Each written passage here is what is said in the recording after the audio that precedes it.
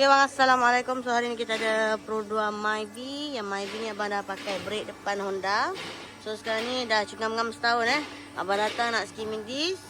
Okay, brake pad dia dah sampai di penanda dia. Kita nak tukar brake pad dia. Yang ni formula ceramic formula. Baru sampai. Kita try test power dia punya brake pad ni, ketahan dia berapa lama. Okay, sekarang kita nak skim dia. Yang belakang ni, drum ni kita nak servis. Sebab memang drum ni memang dia berhabuk macam ni. So kita akan servis biasa je lah. Yang shoe dia pun tebal lagi. Okay, cantik lagi. So boleh tu ambil dia pergi skim. Yang ni abang dah pakai yang Honda. Set Honda ni dah pakai set Honda. So jom kita skimming this. Untuk skim disc kita buat semua dekat sini. Yang Honda ni pun dia nak cek bunyi naik mesin. Nak skim dekat sini. Kita dah ada mesin dekat sini. So yang mana nak datang boleh terus walk in lagi ni, boleh terus walk in je. So yang ni Toyota Innova, abang cek bunyi naik mesin. Dia masih ada bunyi.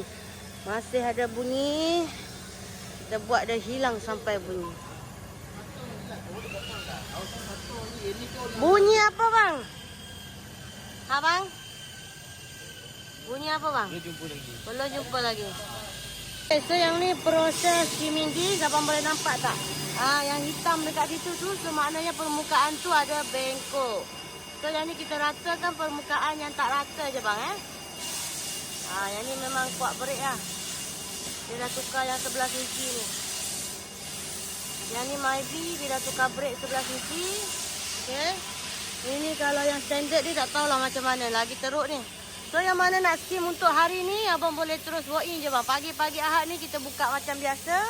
Masih ada kekosongan. Tak perlu temu janji. Boleh walk in saja. Nak tukar boost lower arm heavy duty pun kita ada. Nak tukar bearing pun boleh. InsyaAllah ada.